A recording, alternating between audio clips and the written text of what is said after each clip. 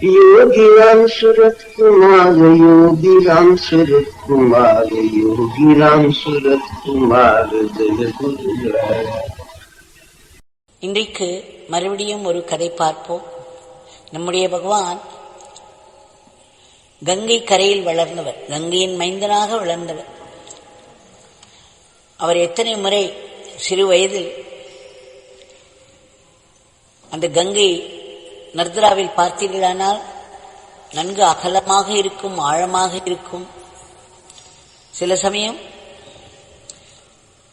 அந்த நீர்நிலைக்கு வேகம் அதிகமாகவும் இருக்கும். அந்த நீர் ஓட்டத்திற்கு வேகம் அதிகமாக இருப்பதையும் பார்க்கலாம்.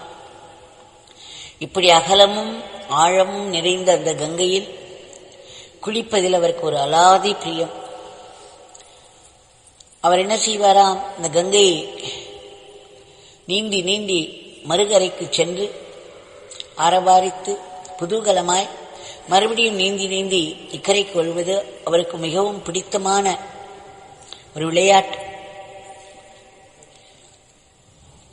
பின்னால் எத்தனையோ மக்களை இந்த சம்சார கடலை தாண்டச் செய்ய வேண்டிய பொறுப்பு அவர் மேல் விழப்போகிறதல்லவா. அவருடைய தமையனாருக்கு மன்றாக்கன் அவர்களுக்கு சில சமயம் கவலையும் கோபமும் வந்துவிடுமா. இப்படி இவன் செல்கிறானே, ஏதாவது ஆகிவிட்டால் என்ன செய்வது என்று தன் தம்பியை கூப்பிட்டு கண்டிப்பாராம்.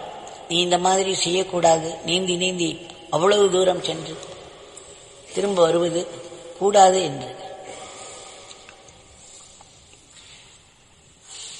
நம்முடைய பகவான் கங்கை தன்னுடைய தாய் என்று சொல்லியிருக்கிறார். இந்த பிச்சைக்காரனுக்கு 3 தந்தைகள், ஆனால் தாய் கங்கா மாதா என்று. அந்த கங்கா மாதாவை பற்றி ஒரு கதையை பார்ப்போம். நம்முடைய புராணங்கள் சொல்கிறது, கங்கை குளித்தவர்களுக்கு பாபங்கள் போய்விடும் என்று. ஆகையால் அத்தனை பேர் உடைய பாபத்தையும் தனக்குள் இழுத்துக் கொள்ளும் இந்த கங்கா மாதா மகாத்மாக்களுக்காக ஏங்குவாளாம். அவளிடம் நாம் சென்று கொட்டும் பாபங்கள் எல்லாம் அவளை சித்திரவதை செய்யுமாம். அந்த தாய் அதையெல்லாம் பொறுத்து கொண்டு மகாத்மாக்கள் வந்து தன்னிடத்தில் குளிக்க மாட்டார்களா என்று ஏங்குமா. ஒவ்வொரு முறையும் மகாத்மாக்கள் வந்து குளிக்கும் பொழுது அதற்கு மிகவும் சுகமாக இருக்குமா. அது மட்டுமல்ல, இவர்களுடைய பாபங்கள் எல்லாம் மறைந்து விடுமா. கங்காதேவி இப்படி ஏங்கிக் கொண்டிருக்கிறார். ஒரு முறை ஒரு சாது மகாத்மா வந்து கொண்டே இருந்தார். கங்கைக்கு ஒரே குஷி, இவர் வந்துவிட்டார், இவர் நம்மிடத்தில் குளிப்பார், அதனால் நம்முடைய சித்திரவதை குறையும் என்று நினைத்தாளா. அவர் வந்தவர் சிறிது தூரம் வந்தவுடனேயே பார்த்தார், அந்த காசி நகரத்தின் சாக்கடை அத்தனையும் இந்த கங்கையில் கலப்பது, அத்தனை கழிவு நீரும் அதில் கலப்பதை பார்த்தவுடனே அவர் முகம் சுளித்தார். அடடா, இந்த கங்கையில் நாம் குளிப்பதால் என்ன பயன், இவ்வளவு கழிவுப் பொருட்கள் இதில் சேர்கிறதே என்று நினைத்து திரும்ப ஆரம்பித்து விட்டாராம். நேராக சென்று கங்கையில் குளிப்பதற்காக வந்தவர் கங்கையில் குளிக்க வேண்டாம் என்று தீர்மானம் செய்து திரும்பிவிட்டார். திரும்ப போகிறார்.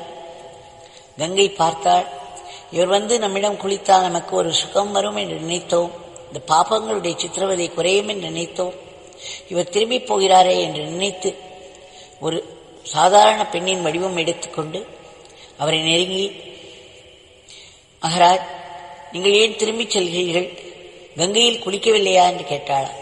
அவர் சொன்னாராம், இப்படி கழிவுப் பொருட்களும் சாக்கடை அத்தனையும் அதில் வந்து விழுகிறது, அதில் போய் எப்படி குளிப்பது.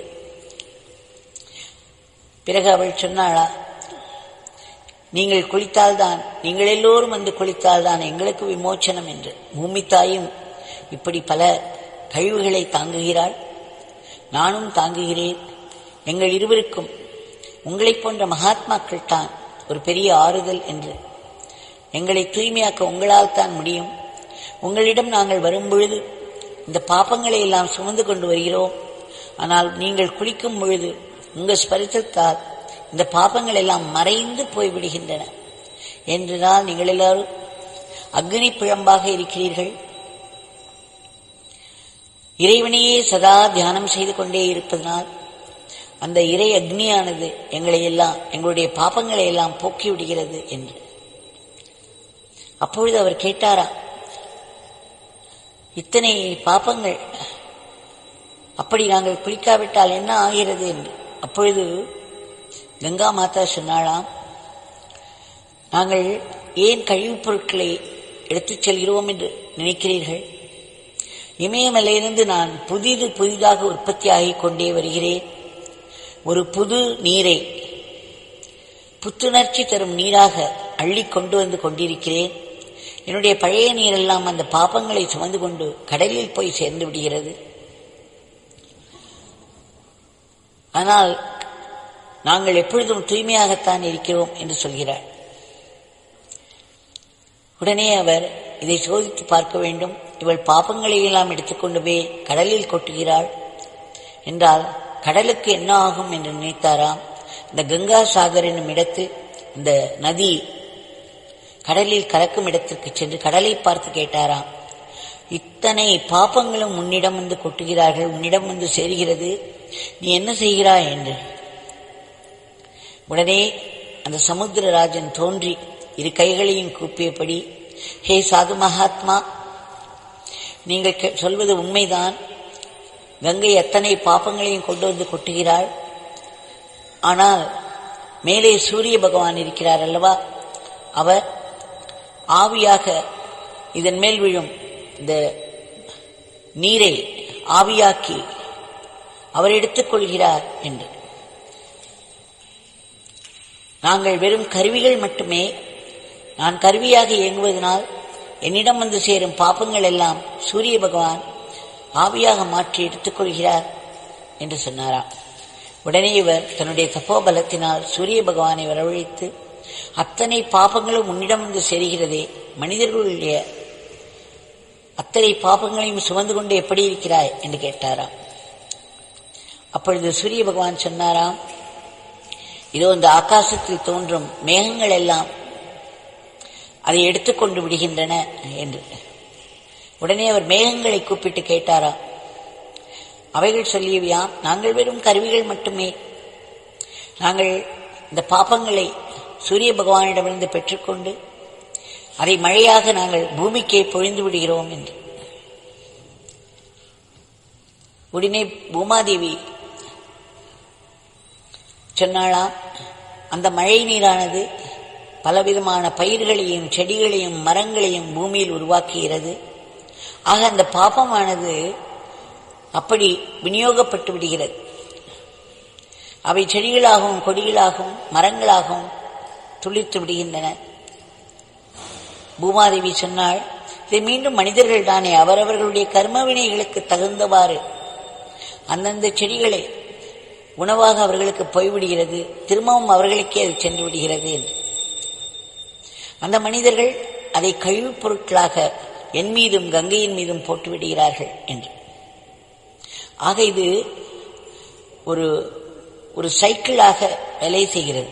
அதாவது ஒரு சக்கரம் என்று சொல்லலாம். நேற்றைக்கு நாம் பார்த்தோம், நம்முடைய மூவர்ண கொடியில் நடுவே தர்ம சக்கரம் இருக்கிறது என்று. அசோகருடைய சக்கரத்தை அவர்கள் பொறித்திருக்கிறார்கள். ஆனாலும் காட்சி பரமாச்சாரியா அவர்கள் சொல்லும் பொழுது இது இறைவனுடைய சக்கரத்தை ஒத்திருக்கிறது. அந்த சக்கரம் காலச்சக்கரம். இந்த சிருஷ்டியே ஒரு சக்கரமாகத்தான் இயங்குகிறது என்று சொல்லி அவரும் அந்த பகவத்கீதையில் சொல்லப்பட்டிருக்கும் ஒரு ஸ்லோகம் 3வது அத்தியாயத்தில் 16வது ஸ்லோகத்தை சொல்கிறார் பரமாச்சாரியா. அதில் இப்படித்தான் மறுபடியும் வருகிறது. கடலில் இருந்து சூரிய பகவான் அதை ஆவியாக்கி எடுத்துக்கொள்ள, அதை மேகங்கள் கூட்டிக் கொண்டு மழையாக பொழிய, அந்த மழையானது பூமியில் துளிர்களாக செடிகளாக மரங்களாக வளர, அதுவே மனிதனுக்கு உணவாக ஆகிறது. அந்த உணவு மீண்டும் கழிவுப் பொருளாக ஆகிறது. அந்த கழிவுப் பொருள் மறுபடியும் கடலில் சேர்கிறது. இப்படி ஒரு இயக்கமாக, ஒரு சக்கரமாக.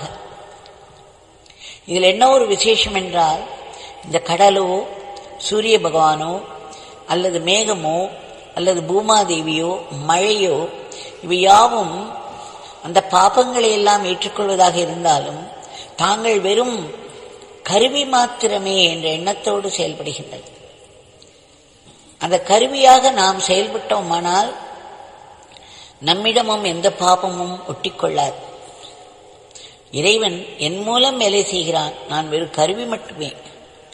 எப்படி ஒரு பல்பானதும் அந்த ஒரு ஃபேன் இவைகளெல்லாம் கரண்ட் போனால் பல்பு எரிகிறது, அந்த ஃபேன் சுற்றுகிறது, ஒன்றிலிருந்து வெளிச்சம் வருகிறது, இன்னொன்றிலிருந்து காற்று வருகிறது. ஆனால் இந்த கரண்ட் அணையும் பொழுது அந்த ஃபேன் புலம்புவதில்லை, அந்த பல்பு உட்கார்ந்த டிப்ரெஷனில் விழுவதில்லை. ஏனென்றால் அவைகள் கருவிகளாக மட்டுமே செயல்படுகின்றன. ஆக நாமும் மனதளவில் கருவி மாத்திரமே, இறைவனுடைய கைகளில் கருவி மாத்திரமே.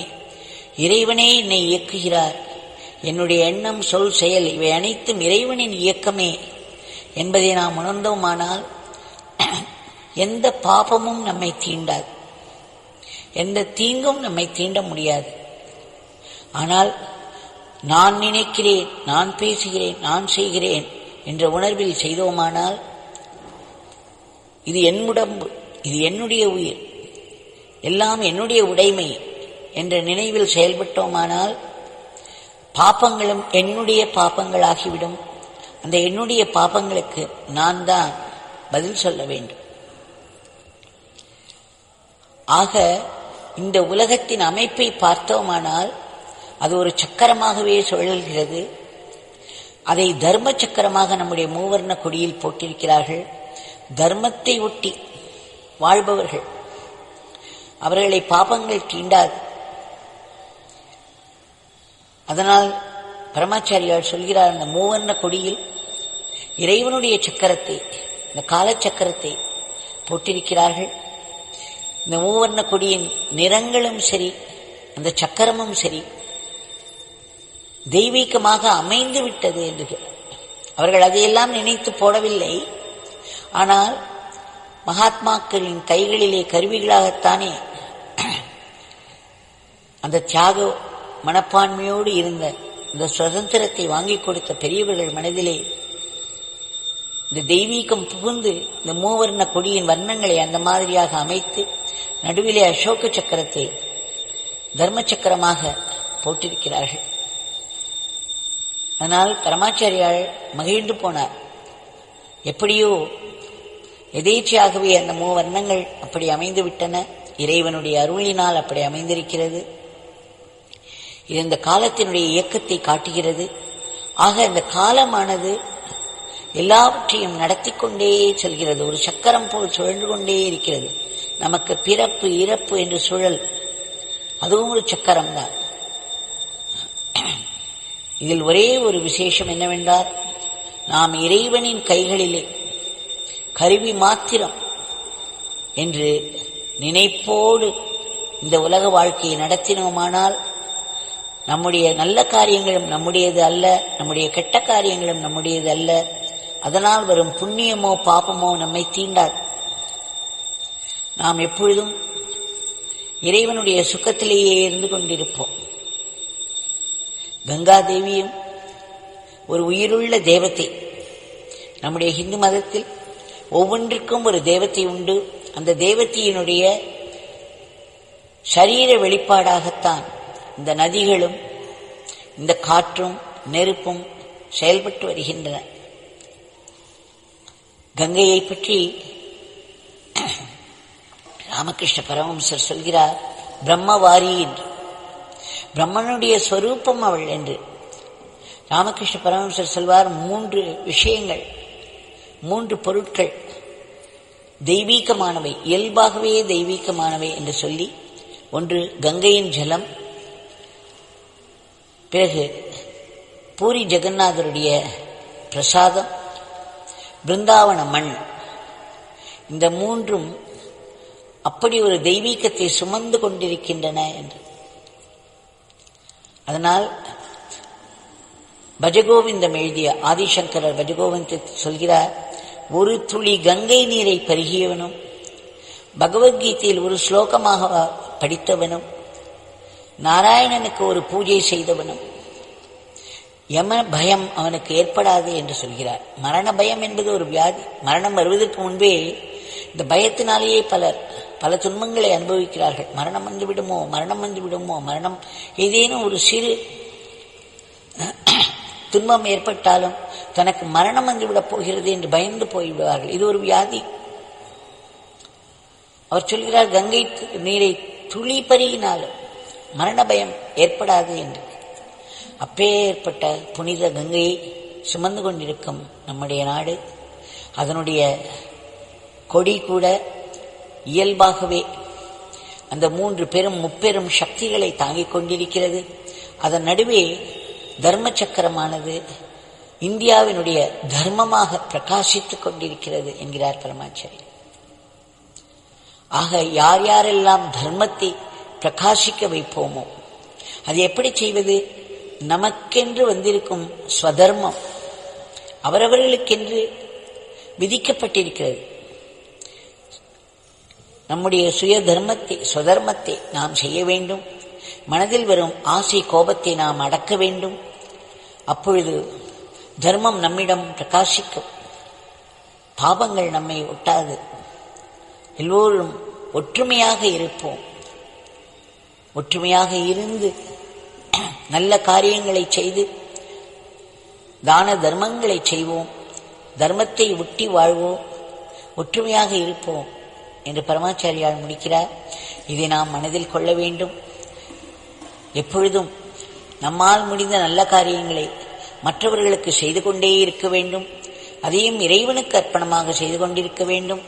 சதா பகவானுடைய நாமத்தை சொல்லிக்கொண்டே இருக்க வேண்டும். நாம் இறைவனுடைய கையில் கருவி மாத்திரமே என்பதை உணர்ந்து செயல்பட வேண்டும். இதை இயற்கை சதா நமக்கு போதித்துக் கொண்டிருக்கிறது. நல்ல பழுத்த சுவையுள்ள மாங்கனிகளை உண்டு பண்ணும் மாமரம் அந்த மாங்கனிகளை தானே சாப்பிட வேண்டும் என்று நினைப்பதில்லை. யார் வந்து வேண்டுமானாலும் எடுத்துக்கொள்ளலாம், அதை சுவைத்துக் கொள்ளலாம். நதியானது தன்னிடத்தில் இன்னார் வந்துதான் குளிக்கலாம், மற்றவர்கள் குளிக்கக்கூடாது என்றெல்லாம் வெறுப்பை காட்டுவதில்லை. காட்டு விலங்குகளிலிருந்து எல்லோருக்கும் அது தன்னுடைய தண்ணீரை மாறி வழங்கி கொடுக்கிறது. இயற்கையில் இந்த தர்மம் சிறப்பாக நடைபெற்று வருகிறது. அதற்கு காரணம் அவையெல்லாம் கருவிகளாக மட்டுமே செயல்படுவதால். இன்றைய பிரார்த்தனையை நாம் சமர்ப்பித்துக் கொள்வோம். பகவான் தங்களிடம் மீண்டும் மீண்டும் வேண்டிக் கொள்கிறோம். இப்படி வேண்டிக் கொள்ள வேண்டும் என்ற எண்ணமும் தாங்கள் கொடுத்ததுதான். தங்களுடைய கைகளிலே கருவிகளாக இருந்து தாங்கள் கொடுத்த இந்த எண்ணத்தை வைத்து தங்களிடம் நாங்கள் மீண்டும் மீண்டும் கோட்டி முறை விண்ணப்பித்துக் கொள்கிறோம். தாங்கள் பெரும் கருணையோடு குறுக்கிட்டு இந்த உலகத்தினுடைய போக்கை முற்றிலும் மாற்ற வேண்டும். இன்றைக்கு வன்முறை தலைவிரித்தாடுகிறது. எதற்கெடுத்தாலும் பகைமை பாராட்டுதல், கொடிய நோய்கள் திடும் என்று தாக்குதல், இயற்கையின் சீற்றங்கள் என்று எப்படிப்பட்ட பல துன்பங்கள் மனிதர்களை ஆட்டி வைக்கின்றது. தாங்கள் இந்த பிரபஞ்சத்தின் நாயகனாய் மீண்டும் அமைதியையும் சமாதானத்தையும் ஒற்றுமையையும் கொண்டு வர வேண்டும். நட்புறவும் சகோதரத்துவம், அதனால் ஒருவருக்கொருவர் பரஸ்பரம் உதவி புரிந்து கொள்ளுதல் இவை வளர வேண்டும். தாங்கள் நோய்களை எல்லாம் கட்டுக்குள் வைக்க வேண்டும். இயற்கையின் சீற்றங்களை கட்டுக்குள் வைக்க வேண்டும். மக்கள் மனதில் உள்ள எதிர்மறை எண்ணங்களை எல்லாம் அழிக்க வேண்டும். உலகத்தில் எத்தனையோ மக்கள், பல நாட்டைச் சேர்ந்தவர்கள், பல பாஷை பேசுபவர்கள், பல மதத்தை தழுவியவர்கள் ஏதேதோ கர்ம வினையினால் பல துன்பங்களில் சிக்கிக்கொண்டு செய்வதறியாது உதவியின்றி பாதுகாப்பின்றி தவித்துக் கொண்டிருக்கிறார்கள். எல்லோருக்கும் தங்கள் கருணை எட்டி அவர்களுக்கு வேண்டிய உதவியும் பாதுகாப்பும் கிடைக்க வேண்டும். சுயநலமின்றி மற்றவர்களுக்காக உழைத்துக் கொண்டிருக்கும் நல்ல ஆத்மாக்களுக்கு பழி பாவங்களில் இருந்து பாதுகாப்பு வேண்டும். நாட்டின் பொருளாதாரத்துக்கு ஒரு பெரிய முன்னேற்றம் வர வேண்டும். நாடு பல துறைகளிலும் சிறப்பாக முன்னேற்றம் அடைந்து ஒரு பெரிய நிலையில் உன்னத நிலையை அடைந்து விஸ்வகுருவாக செயல்பட்டு இந்த உலகத்தையே தர்மத்தின் வழி நடத்தி செல்ல வேண்டும். தங்களுடைய திவ்யமங்கள நாமத்தை நாங்கள் இடைவிடாது உச்சரித்துக் கொண்டிருக்க வேண்டும். தங்களுடைய உபதேசங்களையும் லீலைகளையும் சதா மனதிற்கு கொண்டு வந்த அவற்றையெல்லாம் ஆத்ம சக்தியாக ஆக்கிக் கொள்ள வேண்டும். தங்கள் கைகளிலே சாத்விக கருவிகளாக மட்டும் நாங்கள் இயங்க வேண்டும்.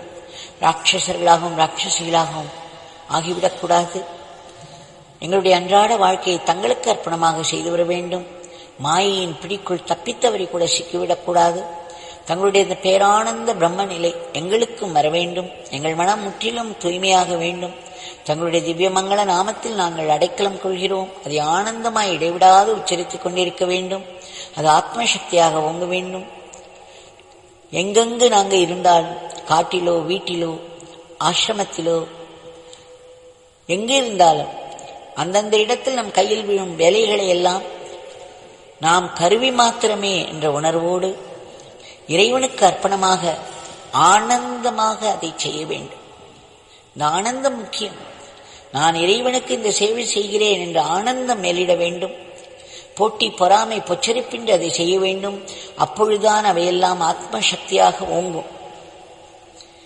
பகவான் தாங்கள் பெரும் கருணையோடு எங்களை ஆசீர்வதிக்க வேண்டும். வாழ்க்கை கொண்டு வந்து கொடுக்கும் சுகமோ துக்கமோ அவற்றையெல்லாம் நாங்கள் தங்களிடம் வருவதால் பெரும் ஆசீர்வாதமாக மட்டுமே கருத வேண்டும். அது எங்களுடைய ஆன்மீக முன்னேற்றத்திற்காக வந்தவை என்று ஏற்றுக்கொள்ள வேண்டும். அது தங்களை நோக்கி தள்ளிவிடும், தங்களை நெருக்கம் கூடும் என்று நாங்கள் நன்றியோடு இருக்க வேண்டும்.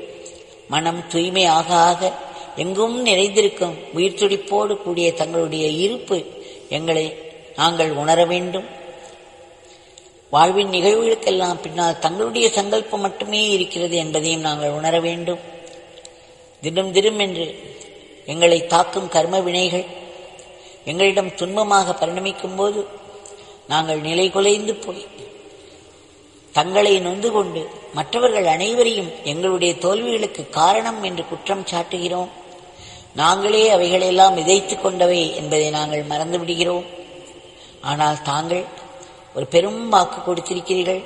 தங்களுடைய நாமத்தை சொல்பவர்களுக்கும் தங்களுடைய சேவையை முறைப்படி செய்பவர்களுக்கும் எங்களுடைய துன்பங்களை எல்லாம் ஆசீர்வாதங்களாக, பெரும் ஆசீர்வாதங்களாக உங்கள் தந்தை மாற்றிக் கொடுத்து விடுவார் என்று அது அனுபவத்தில் நாங்கள் காண்கிறோம்.